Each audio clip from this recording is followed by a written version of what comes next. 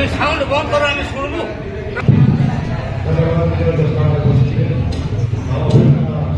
ଖାଲି ତାଳି ବଜେଇକି ବୋଲି ଭାବୁଥିଲୁ, ଦେଖିଲା ବେଳକୁ ମଣ୍ଡଳୀ ଆମମାନଙ୍କ ପାଇଁ ଏତେ ସୁନ୍ଦର ଭାବରେ ସ୍ୱାଗତ କଲେ ଆଉ ଟାବେଲ ଦେଇକି, ସେଥିପାଇଁ ମଧ୍ୟ ଆମେ ବହୁତ ମଣ୍ଡଳୀକୁ କୃତଜ୍ଞତା ଜ୍ଞାପନ କରୁଛୁ ଆପଣମାନଙ୍କ ସ୍ନେହ ପ୍ରେମ ସମ୍ମାନ ପାଇଁ। Thank you. ଆଉ ଏଇ ସମୟରେ ଆମମାନେ FMPP जो मिनिस्ट्री ଚାଲିଛି ସେ ବିଷୟରେ ଦେଖିବା। ଆମେ କାହିଁକି ଗାଇବାକୁ ମନୋନୀତ କଲୁ? ଆମ ସମ୍ମିଳନୀ ତ ବହୁତ ଗାଁ ଅଛି, କିନ୍ତୁ ଏ ପ୍ରକାର ମିଟିଂ ମୋ ପାଇଁ ଗଜପତିରେ first time, mission challenge conference. ଆଉ ଗାଇବାକୁ ଏଥିପାଇଁ ମନୋନୀତ କଲୁ, ଗାଇବା ମଣ୍ଡଳୀରୁ ଆଉ ବହୁତ ମିସ୍ତ୍ରୀ ମାନେ FMPP ରେ କାମ କରୁଛନ୍ତି। ହାଲେଲୁୟା। ଆଉ ଆମେ ମଣ୍ଡଳୀକୁ ବହୁତ ଧନ୍ୟବାଦ ଯେ ଆପଣଙ୍କ ମଣ୍ଡଳୀକୁ ଏତେ ମିସ୍ତ୍ରୀକୁ ପଠେଇଛନ୍ତି FMPP ପାଇଁ। ବହୁତ FMPP ରେ ବି ଓଡ଼ିଶାର ବି ବହୁତ ସିନିୟର ସେ, ଆମ ବହୁତ ବର୍ଷ ପୂର୍ବରୁ ସେ ଜଏନ୍ ହେଇଛନ୍ତି। ଆଉ ପ୍ରଭୁଙ୍କର ଧନ୍ୟବାଦ ଯେ ଦୀର୍ଘ ବର୍ଷ ଧରି ସେ ଅତି ସୁନ୍ଦର ଭାବରେ ସେ ପ୍ରଭୁଙ୍କ ସେବା କାର୍ଯ୍ୟ କରୁଛନ୍ତି। ତ ଆଜି ଯେଉଁ FMPP ସେବା କାର୍ଯ୍ୟ କରୁଛି, କି ପ୍ରକାର ସେବା ଚାଲୁଛି, କେମିତି ଚାଲୁଛି, କାହା ଦ୍ୱାରା ଚାଲୁଛି, ସେ ସବୁ ଆମେ ନିହାତି ଜାଣିବା ଦରକାର। ତ ତେବେ ଯାଇକି ଆମମାନେ ଯୋଉ ମିସ୍ତ୍ରୀ ମାନେ ଯାଇଛନ୍ତି, ଆମେ ସେମାନଙ୍କ ପାଇଁ ପ୍ରାର୍ଥନା ମଧ୍ୟ କରିପାରିବା। ଆଉ ଆଗାମୀ ଦିନମାନଙ୍କୁ ଯୋଉ ପିଲାମାନେ ଇଚ୍ଛା କରୁଛନ୍ତି FMPP ରେ ଆହୁରି ବି ଯାଇପାରିବେ, ତ ସେଥିପାଇଁ ଆମମାନେ ଏ ministry prayer band began as a prayer movement and started sending missionaries who had committed their lives in a great task of preaching the gospel. They were given systematic training and were placed among the people groups who never heard the gospel.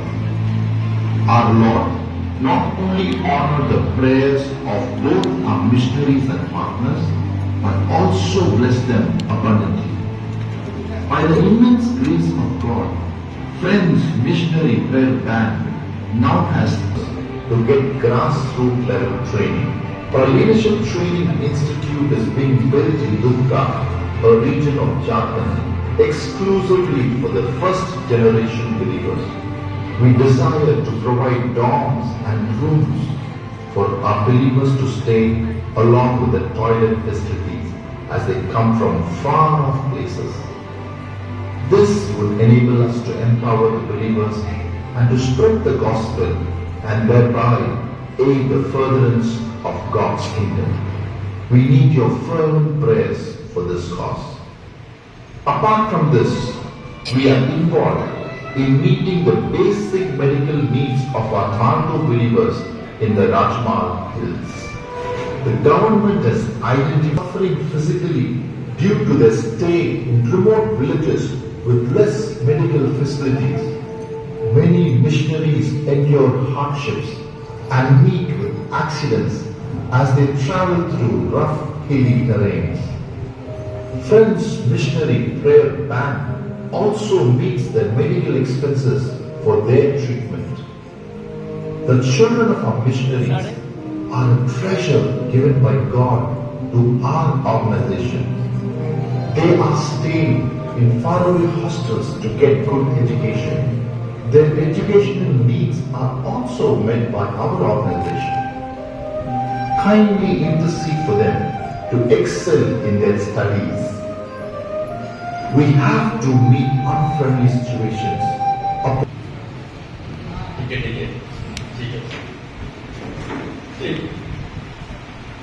ଯେତେବେଳେ ଆମର ସରକାର କହିଲେ ବିଦେଶୀ କୃଷିମାନେ ସବୁ ନିଜ ନିଜ ଦେଶକୁ ଯାଅ, 5ଟା ୟୁ ମାନେ ସେମାନେ ପ୍ରାର୍ଥନା କରିବାକୁ ଷ୍ଟାର୍ଟ କଲେ। ସେମାନଙ୍କ ମନରେ ପ୍ରଭୁ ଗୋଟେ ପହଞ୍ଚିଦେଲା, ଆମେ ପ୍ରାର୍ଥନା କର। ଦିନ ରାତି ଜାରି ସମୟ ମିଳିଛି ସେମାନେ ଯାଇକି ପ୍ରାର୍ଥନା କରୁଥିଲେ। କଣ ପ୍ରାର୍ଥନା କରୁଥିଲେ? ନିଜ ପାଇଁ ନାହିଁ, ନିଜ ପାଇଁ ନାହିଁ। ଆମେ ଯେତେବେଳେ ପ୍ରାର୍ଥନା କରିବୁ ଆମର ପ୍ରାର୍ଥନାରେ 90% ନିଜ ପାଇଁ, ମୋର ପିଲା, ମୋର ସନ୍ତାନ, ମୋର ନାତି ବୁଦ୍ଧି ସମସ୍ତ ଲିଷ୍ଟଟା ବହୁତ ଲମ୍ବା ହେଇଥିଲା।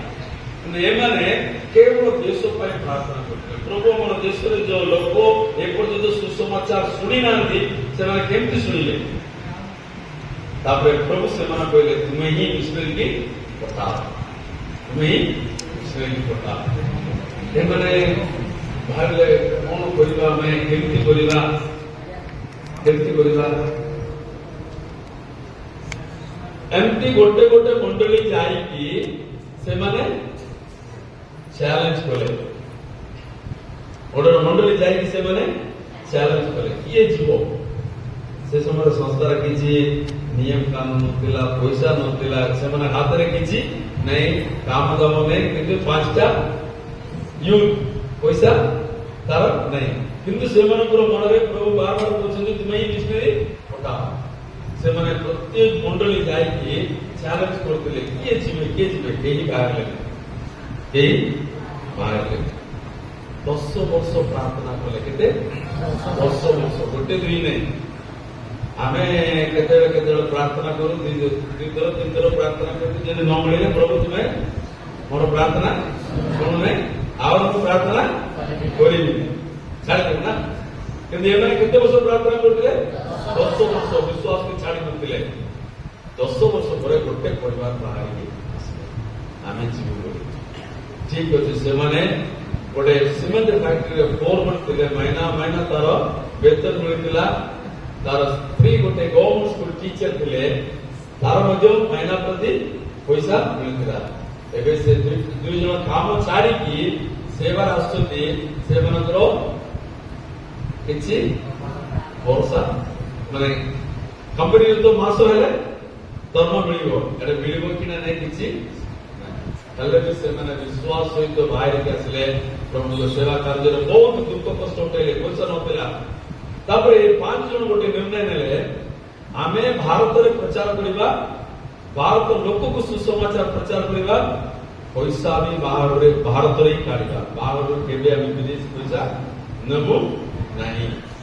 ପ୍ରଭୁ ଆମକୁ ଯୋଗାଇବେ, ପ୍ରଭୁ ଆମକୁ ଯୋଗାଇବେ ବୋଲି ସେମାନେ ସେ ବିଶ୍ୱାସରେ ବିଦେଶରୁ ପଇସା ନେବାଟା ପୁରା ସେମାନେ ମନା କରିଦେଲେ। ଭାରତର ଲୋକ, ଭାରତର ପଇସା, ଭାରତକୁ ପ୍ରଭୁଙ୍କ ପାଖରେ ଆଣିବା। 5 ଜଣ ଷ୍ଟାର୍ଟ କଲେ, ବଢିଲା। ପ୍ରଥମେ ଗୋଟେ ପରିବାର ଆସିଲେ,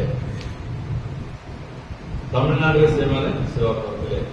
ଆଉ ଅଳ୍ପ ସମୟ ପରେ ଜଣେ ଯୋଉ ହିନ୍ଦୀ ଜାଣିଥିବା ଲୋକ, ହିନ୍ଦୀ ସେ ସମୟରେ ତାମିଲନାଡୁରେ ଗୋଟେ ସବଜେକ୍ଟ ଥିଲା, ସେ ହିନ୍ଦୀ ଟିଚର ଥିଲେ, ସେ ମଧ୍ୟ ନିଜେ କାମ ରିଜାଇନ୍ କରିକି, ତାର ବିଶେଷ ଗୋଟେ ତାମିଲ ଟିଚର ଥିଲେ, 2 ଜଣ ଗଭର୍ଣ୍ଣମେଣ୍ଟ ସର୍ଭିସ ରିଜାଇନ୍ କରିକି ଏଫଏମ୍ବିରେ ମିଶନେରୀ ହେଇକି ୟୁପିରେ ବସ୍ତି ଗଲେ। ୟୁପିରେ ବସ୍ତି ଗୋଟେ ଡିଷ୍ଟ୍ରିକ୍ଟ ଅଛି, ସେଟା ଯାଇକି ସେମାନେ ସୁସମାଚାର ପ୍ରଚାର କଲେ। ସେମାନେ ଯିବା ସମୟରେ ବସ୍ତି କୁଆଡେ ଅଛି ଦେଖିନଥିଲେ, କୁଆଡେ କିଏ ଆମକୁ ସ୍ୱାଗତ କରିବ, କୁଆଡେ ଆମେ ରହିବୁ, କଣ ଖାଇବୁ, କିଛି ବି ନାହିଁ। ଗୋଟେ ବର୍ଷା ଆମକୁ କିଏ ଡାକୁଛନ୍ତି? ସେ ଆମକୁ କେବେ ଛାଡ଼ିବେ ନାହିଁ। ସେମାନେ ଯିବା ସମୟରେ ଗୋଟେ କଥା କହିକି ଗଲେ, ଆମ ପାଇଁ ପ୍ରାର୍ଥନା କର, ଆମ ପାଇଁ ପ୍ରାର୍ଥନା କର। ସେମାନେ ବସ୍ତି ସେ ଜାଗାରେ ଯାଇକି ଇଂଲିଶରେ ଷ୍ଟାର୍ଟ କଲେ। ତାପରେ ବହୁତ ସାରା ମିଶନାରୀ ମାନେ ଆସିଲେ, ଗୁଜରାଟ ହେଲା, ଝାରଖଣ୍ଡ ହେଲା, ଏମିତି ଭିନ୍ନ ଭିନ୍ନ ଷ୍ଟେଟରେ ପ୍ରଭୁଙ୍କ ସେବା କାର୍ଯ୍ୟ தெரியல.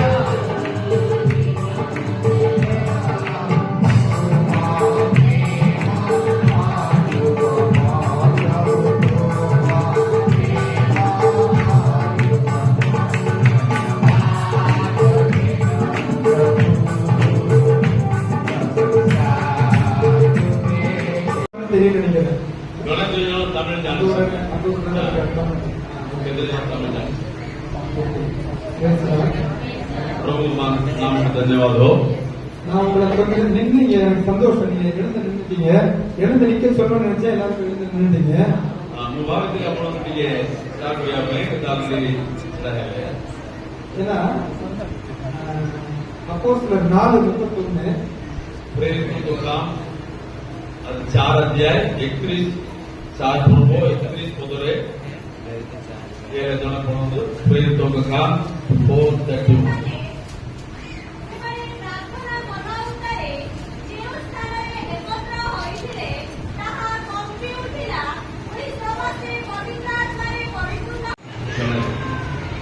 அன்னையம் கிறிஸ்துவுக்கு அன்பானவர்களே, உங்கள் அனைவருக்கும் என்னுடைய வாழ்த்துதல்களை தெரிவித்துக் கொள்கிறேன். क्रिस्टोरे प्रेम भाई भौणी बापा माँ समस्तको मोर प्रिय नमस्कार. அண்ணா என்னை பற்றி சொன்னாங்க. நான் வந்து ஒரு ஆசிரியராக, அதாவது ஆரம்ப பள்ளி ஆசிரியராக, பிரைமரி ஸ்கூல் டீச்சர். ମୁଁ ଯେପରି କହିଲି ସାଇ ଜଣେ primary school government primary school teacher. அதனால கதை ஒன்று சொல்லலாம்னு யோசிக்கிறேன். சின்ன கதை. ଛୋଟ ଗୋଟେ କାହାଣୀ କହିବି. அண்ணன் சொன்ன மாதிரி நான் ஆசிரியராக இருப்பதனால கதையோட சொல்றேன் அவங்களுக்காக. கார்கில் போர் பத்தி உங்களுக்கு தெரியும் நினைக்கிறேன். ଆମେ ସମସ୍ତେ ଜାଣୁଛୁ କାରଗିଲ ଯୋଉ ଯୁଦ୍ଧ ହେଲା இந்தியா பாகிஸ்தான் வார். ଇଣ୍ଡିଆ ପାକିସ୍ତାନ ଭିତରେ ଯୋଉ ଲଢାଇ ହେଇଥିଲା ଆମେ ସମସ୍ତେ ଜାଣୁଛୁ. உங்களுக்கு எல்லாம் தெரியுமா? ஞாபகம் இருக்குதா? ସମସ୍ତେ ଜାଣିଛନ୍ତି କି କାରଗିଲ கார்கில். அந்த போர்ல முன்னாடி போரிட போயிருக்கிறவங்க எல்லாருக்கும் முன்னாடி நிக்கிறவங்க ஒருவேளை எந்த சூழ்நிலையில் நின்றுப்பான்னு நமக்கு தெரியாது. அப்படிதானே? எதிரி நாட்டுக்காரங்க அநேக துப்பாக்கிகளை வச்சிருக்கலாம், குண்டுகளை வச்சிருக்கலாம், பீரங்கிகளை வச்சிருக்கலாம், கண்ணி ஒடி வச்சிருக்கலாம். எல்லாத்தையும் எப்படி இருப்பாங்க, எப்படி அடிப்பாங்க தெரியாது.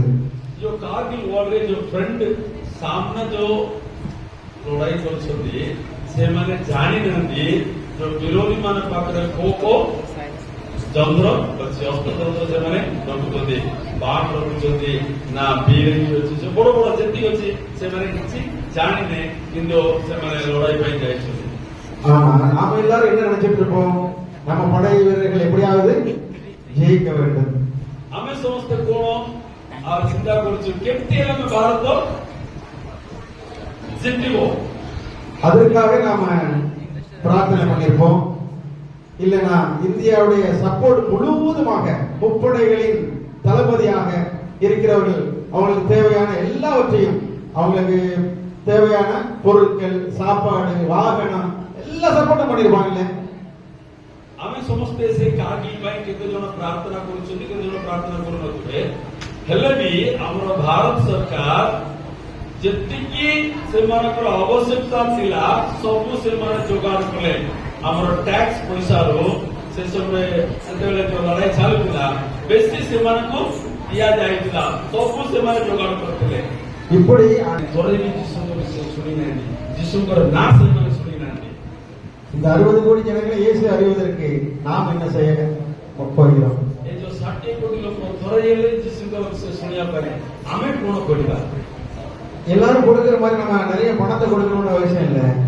நமக்கு கிடைக்கிற கொஞ்ச நேரத்தை ஒரு 5 நிமிஷம், 10 நிமிஷம், 20 நிமிஷம் இந்த மக்களுக்காக, அழைத்து போகிற ஆத்து மக்களுக்காக நான் ஜெபிக்கிறேன்னு சொன்னீங்கன்னா இந்த பாப்பா நீங்க எழுதி கொடுக்கலாம்.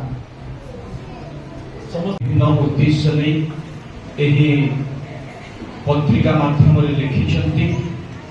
ପ୍ରଭୁ ଯାହା ବି ସେମାନେ ପ୍ରତିଜ୍ଞା କରିଅଛନ୍ତି ବିଶ୍ୱସ୍ତ ଭାବରେ ଯେପରି ତଦନୁଯାୟୀ କାର୍ଯ୍ୟ କରିବେ, ତୁମେ ସାହାଯ୍ୟ କର ସେହି ମନ ଦେଇ ତୁମ ସେବା କାର୍ଯ୍ୟ ନିମନ୍ତେ ଯେପରି ସେମାନେ ଆପଣଙ୍କୁ ବ୍ୟବହାର